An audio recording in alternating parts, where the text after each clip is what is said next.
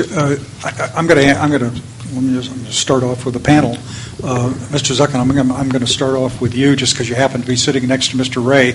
On that issue, the question, the staff has proposed a water transfer exclusion from covered action if they're short-term up to 1 year. They're now suggesting we consider the notion of further clarifying that so it cannot be a serial series of 1-year transfers constituting something much bigger. That's what I understand the language is designed to achieve. On that point, you don't have to say anything.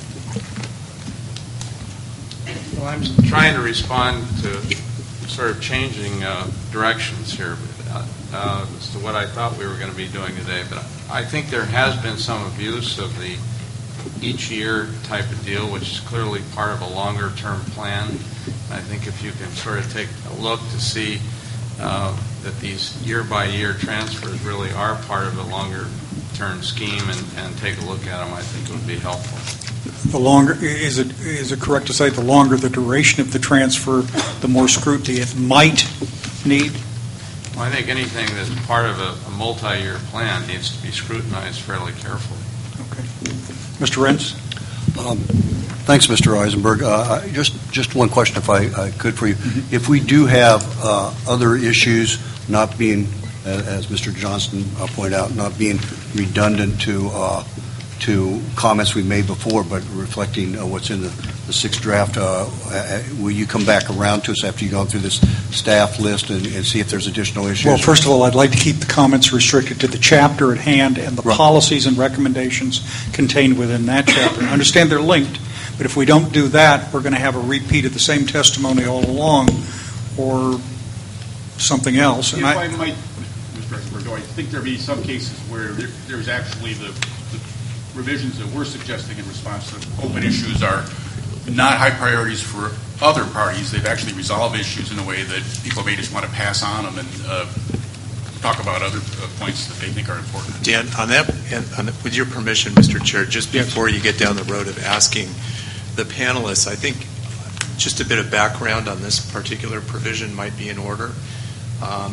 So we all know what administrative exemptions are, and the idea is that there are perhaps categories of types of projects that we have determined wouldn't have a significant impact on the co-equal goals. So we're going to call them, we're going to give them an administrative exemption. They're not a covered action. They're not bound by the regulatory policies. The way that we had drafted this administrative exemption for 1-year water transfers tethered it to a CEQA exemption that's currently in existing law for 1-year water transfers. However, by tethering it to the provision that we did, we inadvertently excluded a host of other types of 1-year water transfers that didn't fall under those provisions. The provisions that we had referred to have to do with the State Water Resources Control Board actually having a process where they take a look at proposed short-term 1-year water transfers, and they have to make findings, make sure that it's not going to be injurious to other users, that in-stream beneficial uses are going to be okay, that a host of findings. But we had inadvertently left off what are called pre-1914 water right holders and their ability to transfer their water.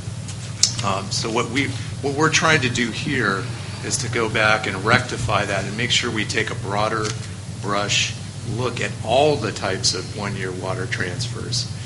But having said that, I think we've come up with language.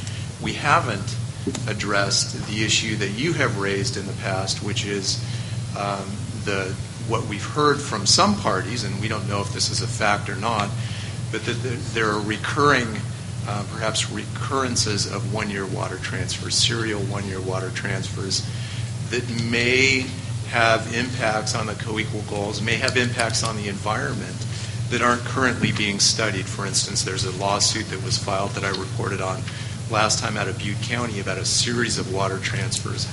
Mr. Chair, you and others had asked us as staff to go back and research that issue and to brief you about how that would tie into a proposed administrative exemption.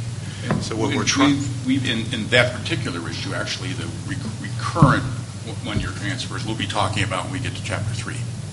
So the recommendation in Chapter 2 is really about this point that Chris is It's making. about making sure we've covered the whole Okay, well, universe of what. All right. No one's. We just got this when the meeting started, so none of us have looked at the open list. I just wanted to be clear on what the issue is before you start asking the panelists. Hopefully, this isn't counting against. Okay, my Tom.